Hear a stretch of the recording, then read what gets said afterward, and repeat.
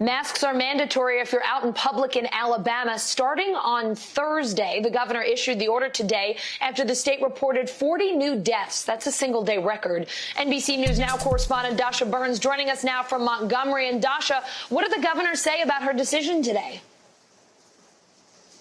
Hey, Allison. Well, the governor had been resistant to this kind of order until today. And at that press conference, she said that the numbers don't lie. And the numbers here in Alabama have been staggering. They've been hitting records almost every day for the last couple of weeks when it comes to cases, hospitalizations and deaths. Yesterday, a record number of hospitalizations, more than 1,300 patients hospitalized. At that press conference, they said 2,100, more than 2,100 cases actually overnight. And that's really what led her to make this decision. And Allison, when you look at a chart of hospitalizations here, those numbers, that curve just goes straight up, especially over the last couple of weeks. There's been a more than 50% surge in hospitalizations over the last 2 weeks. And the doctors I've been talking to here have been emphasizing how important masks are.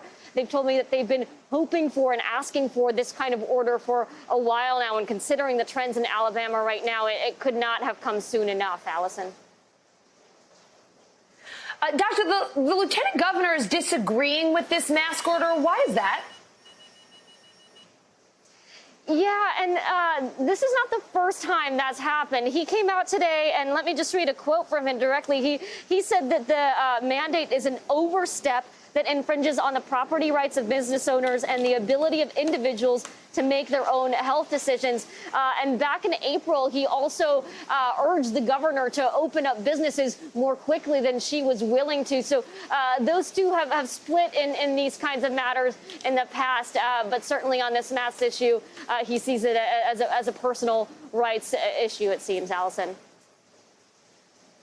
Dasha, we can see the emergency room signs behind you. You're clearly at a hospital there in Alabama. What is going on there? Hospital in the pouring rain, Allison. It's been some Alabama weather here today. Well, I mentioned the hospitalization records earlier. That is coupled with record low ICU capacity. Right now, across the state of Alabama, ICUs are 85% full. There are only about 253 ICU beds available in the entire state. And when it comes to this hospital, I'm going to let Dr. Lisa Williams tell you what's going on. Take a listen to what she told me this morning. How many ICU beds are there in this hospital today? 0. I mean, coronavirus has not gone away. And, you know, we all want it to go away. I was, to be honest with you, hoping when we met, we wouldn't even be talking about coronavirus.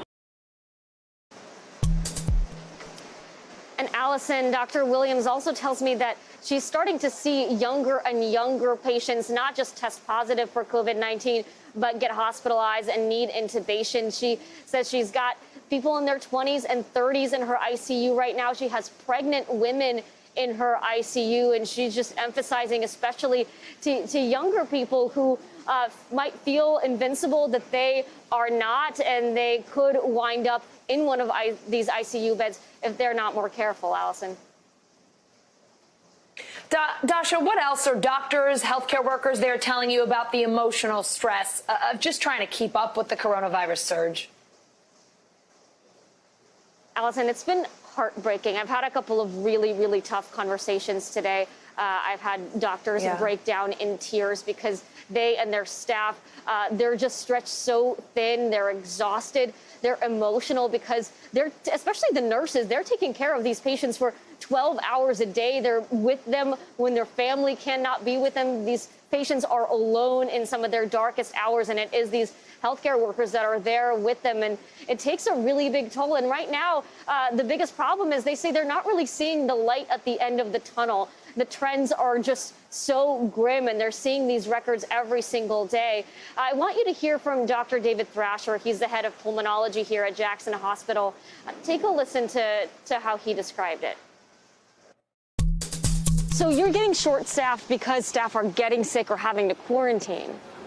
Yes, that's a big part of it, but also the emotional trauma on these heroes here.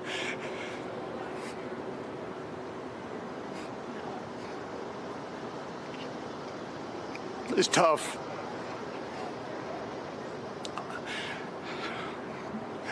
I get pretty emotional about this.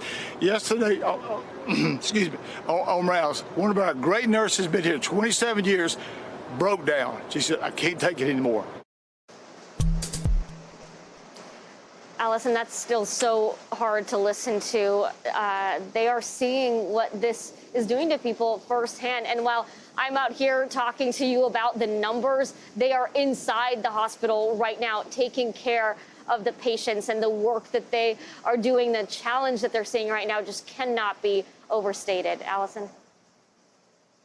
Yeah, Dasha, we talk about it so much, like you said, but I just can't imagine what it's like to go to work every single day and knowing that you may lose lives that day, knowing that the battle has not gotten better. Dasha, thank you so much for your reporting, particularly out there in the pouring rain today. Thanks, Allison. Hey, NBC News viewers, thanks for checking out our YouTube channel. Subscribe by clicking on that button down here and click on any of the videos over here to watch the latest interviews, show highlights, and digital exclusives. Thanks for watching.